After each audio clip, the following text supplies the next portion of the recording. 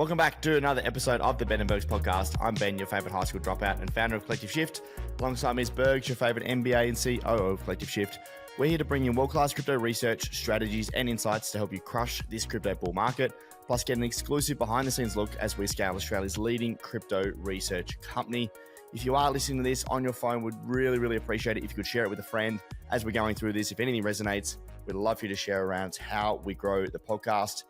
And today we're talking about starting your own business, how to start, what are some sort of key lessons, tips, insights that Bergs and I have to help you on your journey in creating whatever venture, side hustle, online business, personal brand, whatever. We've got a fair bit of experience in this now. And I actually coach what's called the Accelerator program in the entrepreneurs organization that I'm a part of. So essentially businesses from, I think, $250,000 revenue up to $1 million in revenue. And I coach them every month. I've got a group of 8 people I catch up with every month. It's a volunteer role. And I just share my experiences, kind of like a mentor, I guess, to try and help them get to the next stage. And by no means am I an expert. I always say I know a little bit about a lot. I've got a few war stories, and learning through experiences is the best way to learn, in my opinion. Someone can tell you what to do, but how do they know? What accreditation do they have? Have they ever done it before? Learning through experiences and experience shares is some of the most powerful ways to learn, in my opinion. So we're going to give you some insights today on, just some lessons and tips if you want to grow your own thing. This is definitely the one to listen to. And Ben, when I heard you were coaching an accountability group and mentoring them, I was like, oh, mate, they're scraping the bottom of the barrel. Jesus Christ. Not much. Yeah. But then you told me it was in the 250 to $1 million range, and you are perfect for that because you've been through it. You've been a member of EO. You've had all of their training, and we are now a lot more than that. And that is the perfect area where I think you really excelled and learnt all of those painful lessons around. You made every mistake in the book, as every business owner does. Yeah. And EO was there to help you and learn from those experiences. And mate, maybe just take us through, first of all, what does that EO accountability group experience look like? Like, how many people are there? Kind of what sort of businesses? And then maybe we can talk about some of the challenges they have. Yeah, so the businesses are all sorts. There's a app developer. There's a golf cart seat cover maker. There's a agency, creative agency. There's an accountant, tennis coach, all sorts of different stuff. And at that size, from 250K to 1 million, it's either just you and another person, or you and a few contractors. Yeah, pretty much. And I think that's where I really cut my teeth in business, was like when you're on your own, figuring it out, going, fuck, how do I make money? I spent a lot of time there. I'm arguably probably better at that 0 to 1 than 1 to N. Yeah, I agree. Because that's you really need that entrepreneurial figure shit out sort of, mentality. And I'm pretty good at that. But also it is a very, very difficult period of business. It fucking sucks because you're not making money. Nothing's working. You want to give up all the time. And you're like, why the fuck am I doing this? You have to build something that people want. You have to figure out a market opportunity. You have to learn marketing. You have to sell. You'll then have to scale your time because it's just you working in the business. Plus, you have to administer all of the business, finding the right people to work in it, but also the right advisors too. So, man, what are some of the challenges that these people are having? And you can cast your mind back and reflect on Collective Shift as well. I think like when you're first starting out, you're not necessarily making enough revenue to afford to do it full time. So I think a lot of people are still working a full-time job while trying to balance their business. And like, when do you make the leap?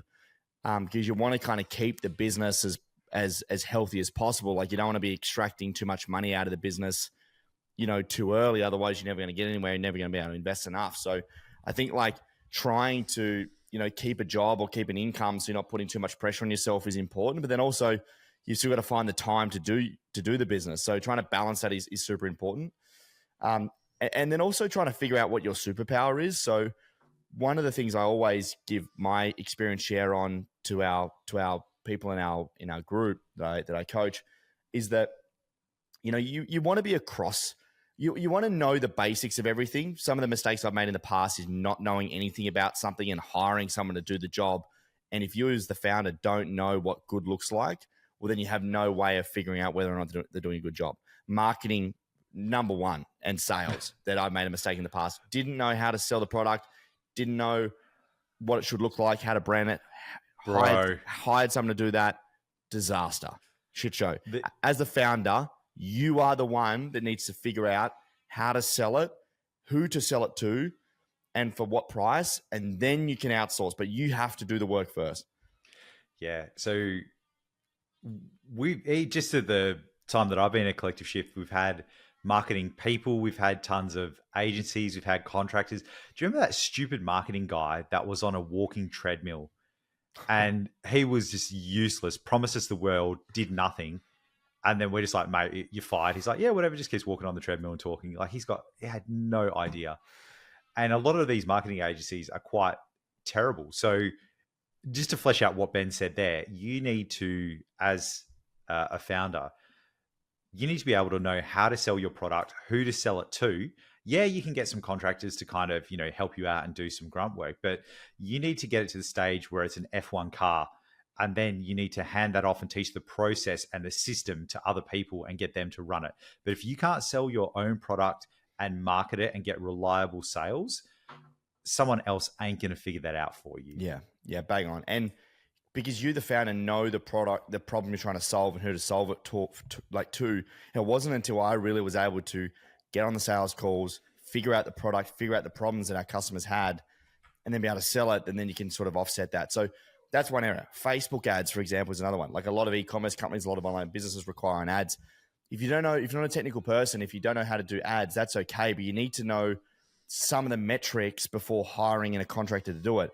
What are your CPRs, your CPMs, your click-through rates, conversion rates, LTV, lifetime value. Like you need to know these metrics so you can then assess someone's ability to do a job in that role. And if you don't know, well, then they're going to take you for a ride.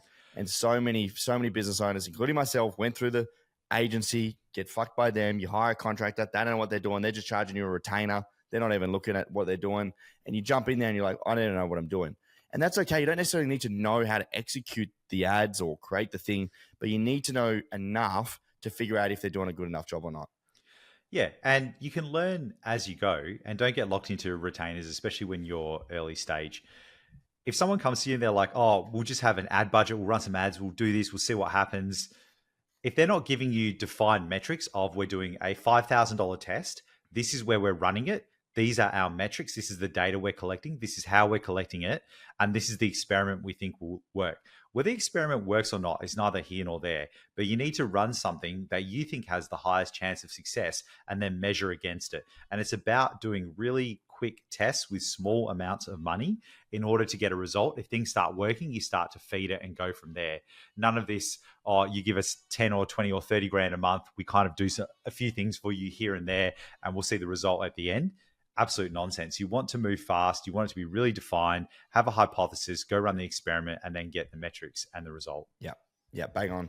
And then you want to be focusing your time on what your superpower is. And this is the thing I always say to my accelerator group. It's like, bro, why are you spending 8 hours a week trying to figure out Facebook ads or like trying to figure out how to reconcile zero?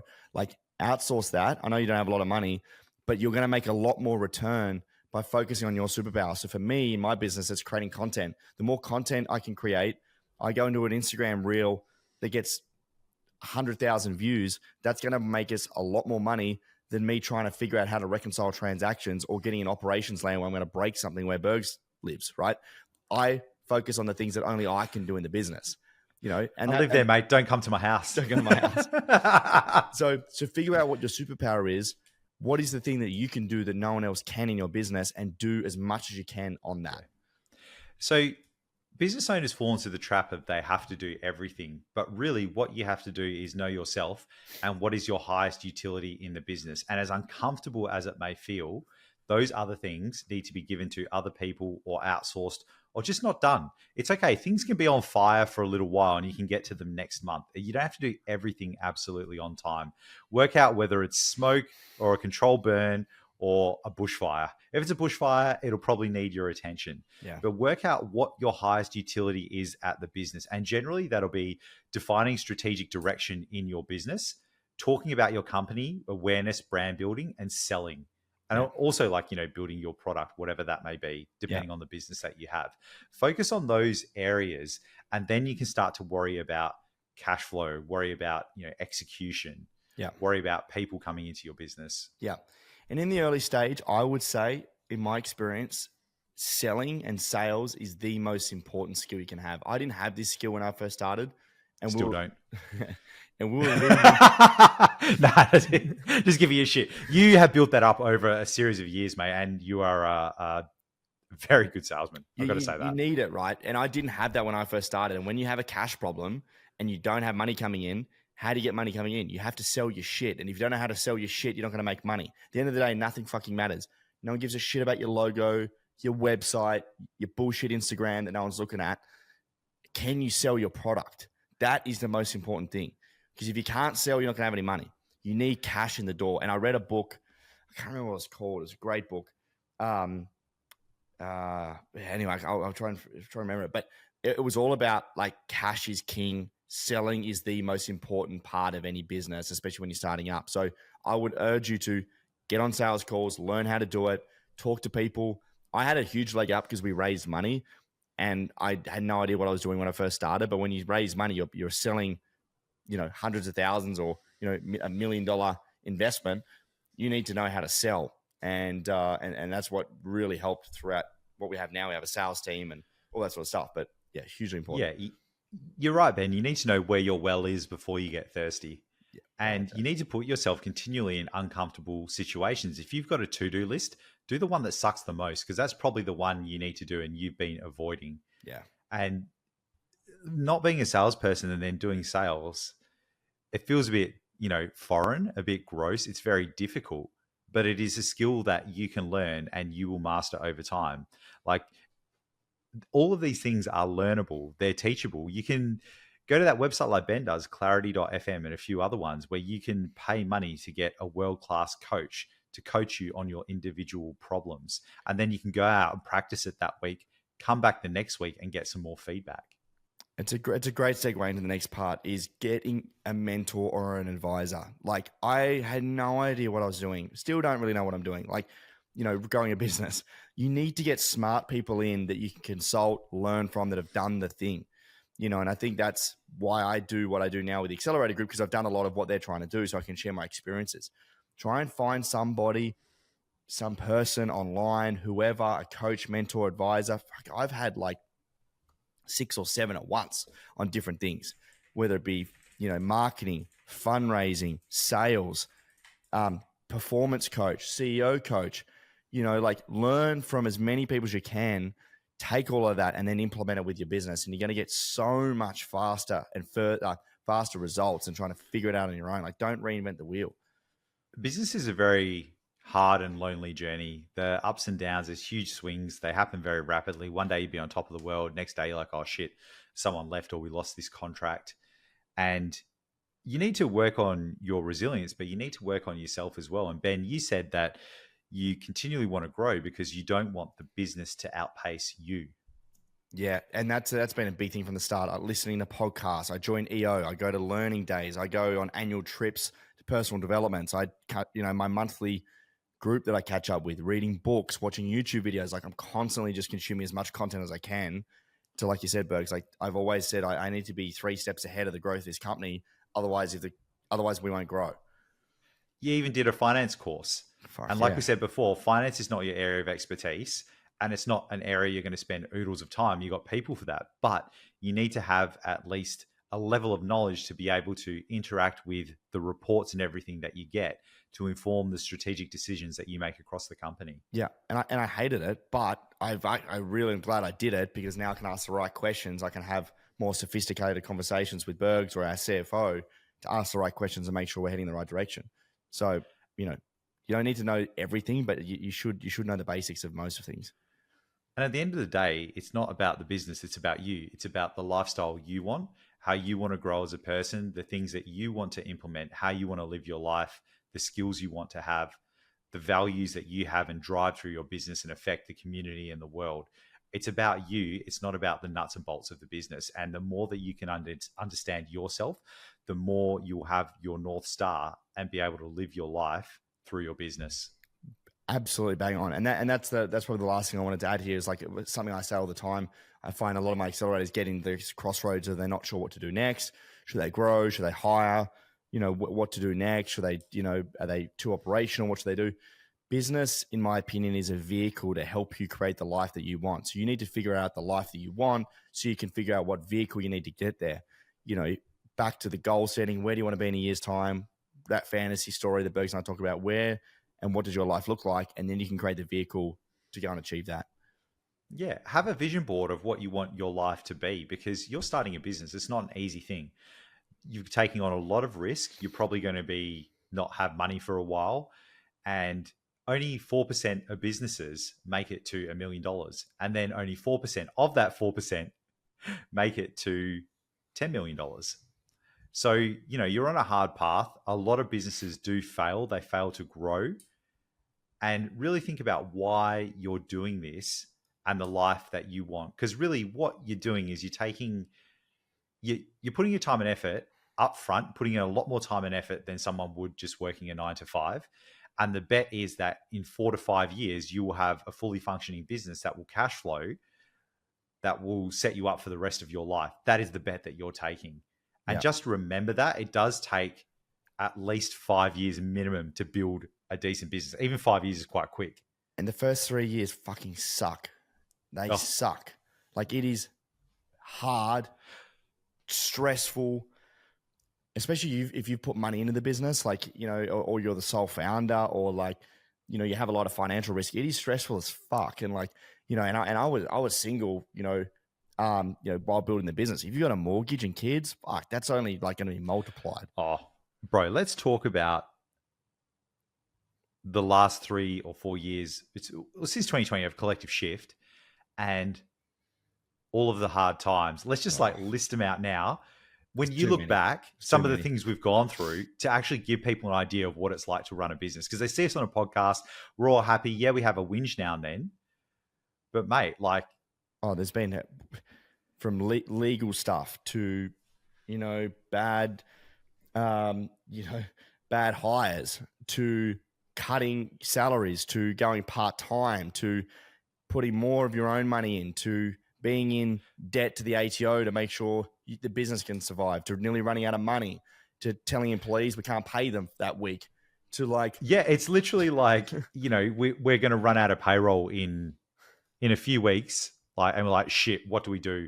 While Ben's away in America or Dubai running a remote company, and Ben and I like reducing our salaries significantly just so people can be paid, and trying to figure out how to get customers and build a brand, and having to downsize our team by half when we had really amazing people just so the business could survive. Yeah, it's not like you go to work and the money just rocks up in your account every week because you did the thing. It's like, no, you do the thing and it doesn't work for 6 months, and then you're pulling your hair out going, why the fuck does this thing not work, while you're losing money and you're not getting paid.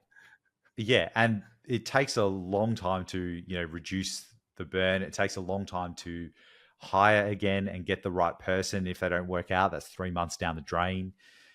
It is, and then changing our complete strategy to the point where we had to change the strategy of the company and what we were. So we had a cohesive story for investors and they could see where we were going. And it was basically like our last shot to make it work. And there's a million other things that went in there, but like... Oh yeah, there's a million things around, legal things, tax things, employee challenges. Oh, by the way, this person who's a contractor, you should have been paying them super the whole time. You got this back pay to do. Oh, now you're making money. You owe the ATO all this money. Oh, now you got to pay payroll tax. It's like...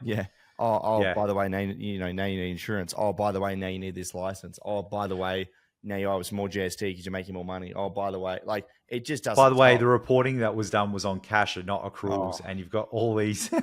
Sorry, accruals, not cash. You're going to run out of cash. Oh, and by the way, you've got all these accruals that are sitting on your balance sheet. Oh, by the way, now inflation's gone up, and your staff need more money. Oh, and by the way, like the market's shit, and you're barely getting any customers, and all of your employees want higher wages, or they're going to leave. It is so full on. Oh, and you can't take any annual leave as well. That doesn't exist for business owners. No, you got no and leave. even if you do, you're thinking about the business. Yeah, you're constantly stressed. Like, Ben, you can't take leave or sales would stop. And then when I do take leave, I'm just stressed because I'm not at work. Yeah. And you're like, what's going on? Like, what's the cash position? What's happening? And oh, by the way, we weren't reporting in the right way. And all of these things have been ruined. And by the way, you told an employee to do something and they did it, but you didn't set a budget, and here's a $30,000 bill for consulting. Oh, and by the way, everyone else on Twitter seems to be winning, and you're comparing yourself to others, and you suck, and you're a bad person, and you should just quit. Amazing. Fuck.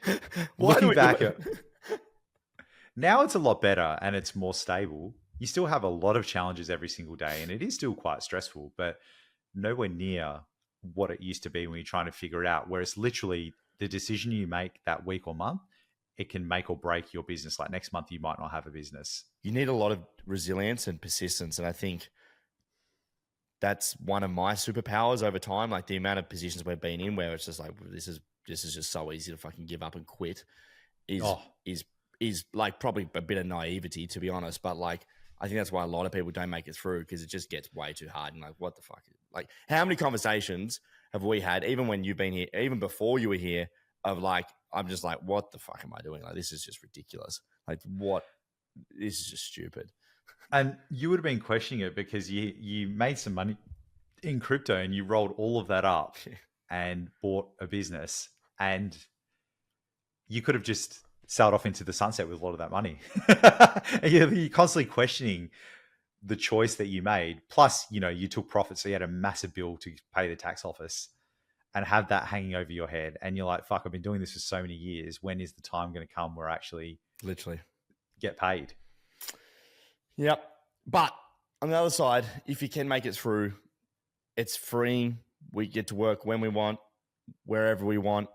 You can earn a good salary. You can get to dividends and profitability if you want. You can make an impact on people's lives. We work with over 1,000 people. We have a great team. I have fun what I do every day. Like, it is a lot of benefits, but it's just fucking hard. Yeah, it's an uncommon path. And for you, Ben, you're optimizing for freedom. You don't want to work for someone else. You want to build things in a company in the way that you want. I think a cool thing we haven't said as well is having a business partner, you and I, and having accountability to each other, but also being able to support each other and be like, are you looking after your mental health, your physical health? You seem a bit off today. What's going on? Okay, cancel these meetings, go do something else. Having that other person there with you.